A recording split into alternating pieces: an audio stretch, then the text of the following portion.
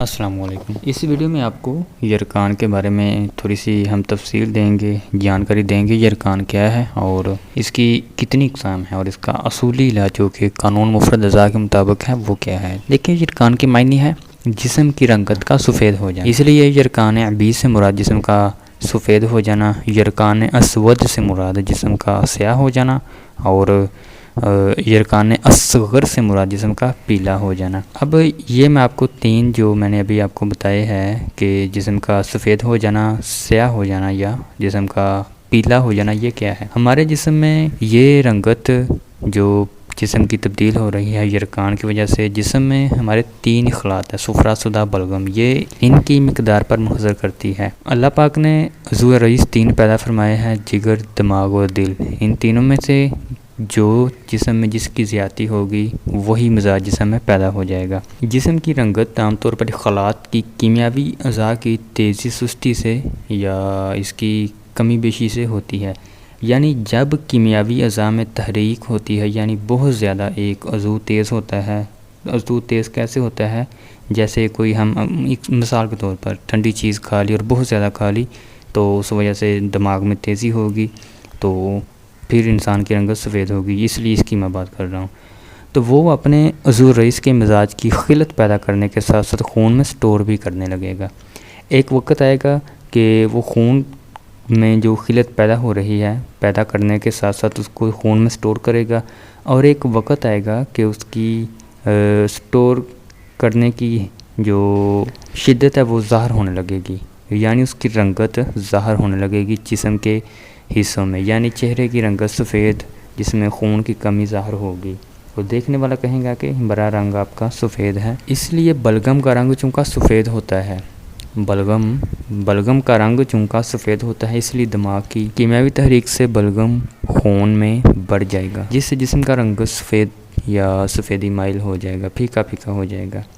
اسی طرح اگر جسم میں خشکی بڑھ گئی ہے، سودا جسے ہم کہتے ہیں، اور قانون مفرد اعضاء کے نظر سے اگر ہم اس کو عضلات کہتے ہیں، یعنی عضلات میں تیزی ہو گئی ہے تو پھر سیاہ رنگت ہو جائے گی۔ اگر صفرا بڑھ گیا ہے جسم کا، یعنی جسم میں گرمی زیادہ ہو گئی ہے تو پھر جسم کا رنگت زردی مائل ہو جائے۔ یہی ترتیب ہے بالترتیب یرکان عبیض، یرکان اسود اور یرکان اصغر۔ اب علاج کی طرف آتے ہیں۔ یہاں پر آپ کو میں نے تھوڑی سی تفصیل دی ہے پہلے، اور اب میں آپ کو علاج بتاؤں گا، لیکن علاج بتانے سے پہلے آپ کو میں یہ بتا دینا چاہوں گا کہ جو تفصیل آپ کو دی گئی ہے وہ یرکان کے متعلق ہے۔ یرکان کی اس میں اقسام بتائی ہے، جو اقسام ہے مختلف اقسام میں جسم کا رنگ مختلف ہو جاتا ہے، جیسا کہ میں نے آپ کو بتایا کہ تین طرح کے یرکان ہوتے ہیں، اور پھر تینوں طرح کا علاج بھی مختلف ہے، تینوں کی علامات بھی مختلف ہوگی، تو وہ بھی آپ سماعت فرمائیں۔ علاج پہلے آپ سماعت فرمائیں اس کا۔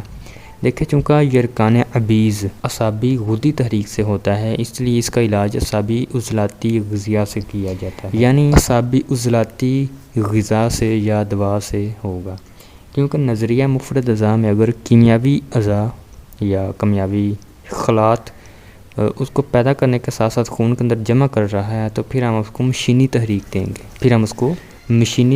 دیں گے، یعنی پیدا کرنے کے ساتھ ساتھ اس کو جمع کر رہا ہے تو یہ کیمیاوی تحریک ہے۔ مشینی کیا ہوگی کہ پیدا کرنے کے ساتھ اس کو خارج بھی کرے، تو اس لیے ہم اس کو اعصابی عضلاتی نسخہ غذا دوا دیں گے۔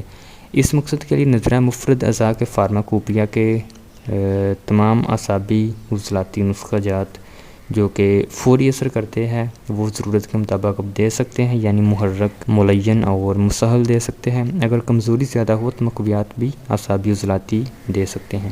امید ہے آپ کو سمجھ آ چکی ہوگی کہ ہم کیا بتانا چاہ رہے ہیں، یعنی اعصابی غدی تحریک ہے، اگر یرکان عبیض ہے تو اعصابی غدی تحریک میں ہوتا ہے۔ یہ اعصابی غدی تحریک کی علامت کون سی ہے وہ آپ دیکھ لیں، اور اعصابی غدی تحریک کا علاج کیا ہے وہ بھی آپ ویڈیو بنی ہوئی ہے انتمام پر، وہ آپ دیکھ لیں۔ ویڈیو یوٹیوب پر سرچ کریں گے اعصابی عضلاتی یا اعصابی غدی جو میں آپ کو بتا رہا ہوں تو ہماری ویڈیو آ جائے گی، وہ آپ دیکھ لیں۔ اور اس اعصابی غدی تحریک میں جس میں جسم کا رنگ سفید ہو جاتا ہے اور یرکان ہوتا ہے انسان، اس کا علاج اعصابی عضلاتی غذا دیں گے ہم یا دوا دیں گے۔ اعصابی عضلاتی یعنی تار سرد مزاج کا نسخہ غذا